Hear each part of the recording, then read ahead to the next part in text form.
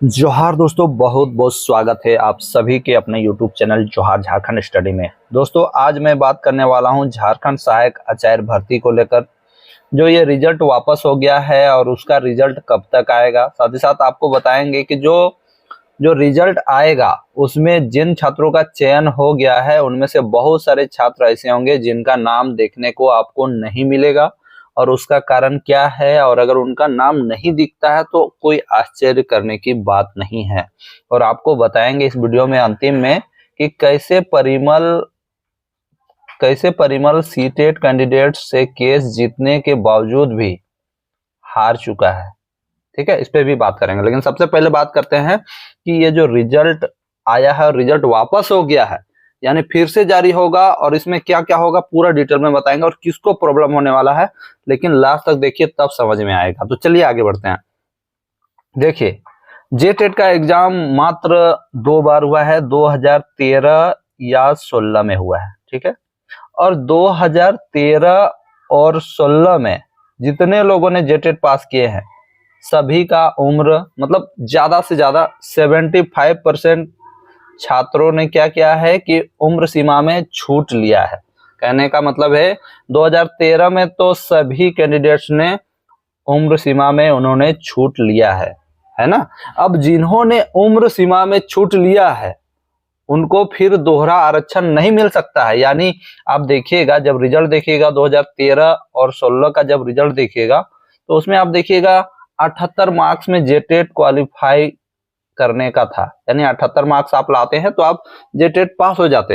ST SC वाले, OBC वाले और जनरल कैटेगरी के लोगों के लिए 90 मार्क्स था। ठीक है, अब ऐसे में आप लोग देखे होंगे कि जनरल में काफी लोग क्वालिफाई कर गए हैं और वो ओबीसी कैटेगरी में जेटेट पास हैं, लेकिन अगर उन्होंने उम्र में छूट ले लिया है तो भाई फिर उनको कोई नहीं बचा सकता है, वो बाहर हो जाएंगे। यहाँ मैं एक चीज कहना चाहूंगा कि एसटी कैटेगरी में तो सीटें हैं, एसटी कैटेगरी वाले बच सकते हैं, लेकिन यहाँ पर सबसे ज्यादा घाटा होने वाला है ओबीसी 1। ठीक है, जो ओबीसी 1 में आते हैं और ओबीसी 2 में आते हैं, इन लोगों को बहुत ज्यादा घाटा होने वाला है, क्योंकि आप देखे होंगे कि ओबीसी में सीटों की संख्या कितनी है। कक्षा 1 to 5 में 500 प्लस है और 6 to 8 में 600 प्लस है। ठीक है, और आप 300 भी मार्क्स लाओगे तो भी आपको कहाँ रहना होगा, ओबीसी में ही रहना होगा। तो जितने ओबीसी कैंडिडेट हैं जो ज्यादा मार्क्स लाए हैं उनका चयन होगा, और जिनका कम मार्क्स है वो ओबीसी में नहीं आ पाएंगे, ना ही वो जनरल में जा पाएंगे। ठीक है, ओबीसी में आ पाएंगे लेकिन ओबीसी में उनका सीट ही नहीं है, तो उनका चयन कैसे होगा। तो यहाँ मैं बताने वाला हूं कि आपका जो संशोधित रिजल्ट आएगा वो बहुत जल्द आएगा। और ओबीसी कैंडिडेट्स जिन्होंने उम्र सीमा में छूट लिया है, ठीक है, ओबीसी का कितना था, 42 साल था, 42 साल, अधिकतर का तो 45-46 भी हो गया है। इसलिए मैंने एक बार अंकल आंटी कह दिया था तो काफी लोग मतलब मुझे बुरा भला कह रहे थे कि अंकल आंटी कह रहे हैं, तो मैंने इसलिए कहा था। ठीक है, तो कोई दिक्कत नहीं है। इन लोगों को बहुत ज्यादा घाटा होने वाला है ओबीसी कैटेगरी के लोगों का, क्योंकि इनकी जो सीटें हैं वो बहुत कम है। आप देखिएगा अभी 16,000 सीटें रिक्त रह जा रही है। ठीक है, और कितने इससे पहले 16,000 सीटें खाली है। अब देखिएगा ये 16,000 का जो डाटा है इंक्रीज होके ये 18,000 तक होने वाला है।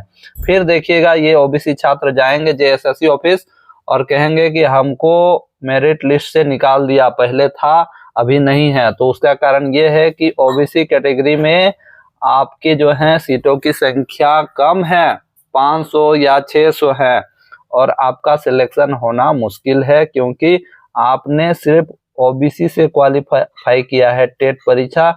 यानी यहाँ पर एक बार आपने आरक्षण का फायदा ले लिया, फिर आप उम्र सीमा में भी फायदा लेना चाहते हो तो ऐसा नहीं होता है। आरक्षण का नियम है कि आप एक ही बार फायदा ले सकते हैं, चाहे उम्र में ले या किसी में। लेकिन जो ओबीसी कैटेगरी में 90 मार्क्स लाए हैं वो जनरल में जा सकते हैं, और ऐसे कैंडिडेट्स बहुत कम हैं जो ओबीसी कैटेगरी के हैं और जनरल में क्वालिफाई किए हैं। ओबीसी कैटेगरी अधिकतर लोग 78 नंबर लाके ही पास हुए हैं।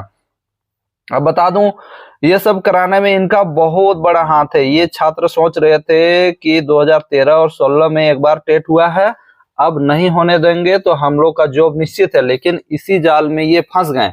अब इसलिए फंस गए हैं कि मान लीजिए 16 में जो कैंडिडेट लाया था 78 नंबर या 82 नंबर, अगर जेटेट परीक्षा 2019 में एक बार हो जाती, ठीक है, 2019 में हो जाती या 18 में हो जाती, तो ये कैंडिडेट 90 मार्क्स ला सकता था। इसीलिए सी टेट बार बार टेट परीक्षा करवाता है ताकि जो कैंडिडेट है अपना जो है स्कोर को इम्प्रूव कर सके और 90 तक जा सके। अब अपने ही माया जाल में ये लोग खुद फंस चुके हैं। और अंतिम में बात करते हैं कि किस प्रकार परिमल अपने जाल में ही खुद फंस चुका है और जेटेट को जितवाने के बावजूद भी परिमल हार चुका है, क्योंकि परिमल ने कहा था कि 26,001 पोस्ट पे मैं सिर्फ जेटेट छात्रों की नियुक्ति करवाऊंगा, सबकी नियुक्ति करा दूंगा, चाहे वो कम मार्क्स ही क्यों न लाएं, सबका हो जाएगा। लेकिन ऐसा नहीं हो पाया दोस्तों। आप लोग देख रहे होंगे 26,000 में 16,000 सीटें खाली है। अब कुछ दिनों में आपको देखने को मिलेगा कि 18,000 सीटें खाली रह जाएंगी। तो जिस वादे के साथ उन्होंने केस किया था और जिस प्रकार सीटेट कैंडिडेट्स को बाहर करवा दिया था, तो उनका जो ये मनसा था वो पूरा नहीं हो सका। अपने ही दलदल में खुद फंस गए हैं।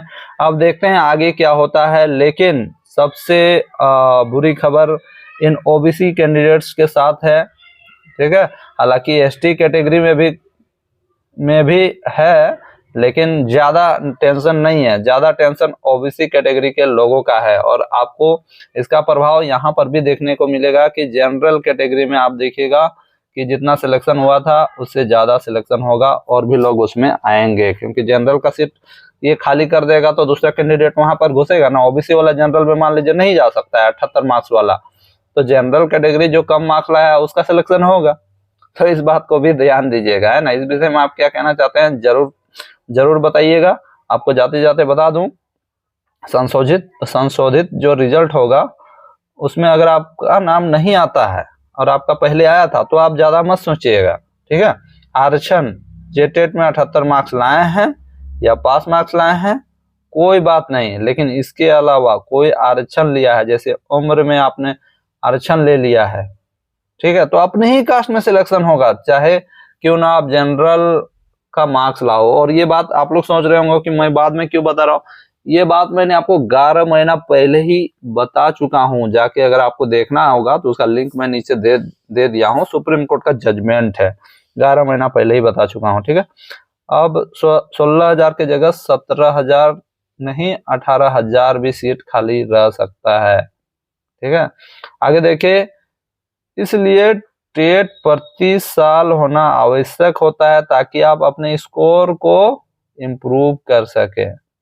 तो ये था आज का लेटेस्ट न्यूज। आप देखिएगा जब फिर से मेरिट लिस्ट जारी होगा उस टाइम देखिएगा बहुतों का नाम नहीं रहेगा लिस्ट में, तो फिर वो लोग हल्ला अवश्य करेंगे। धन्यवाद।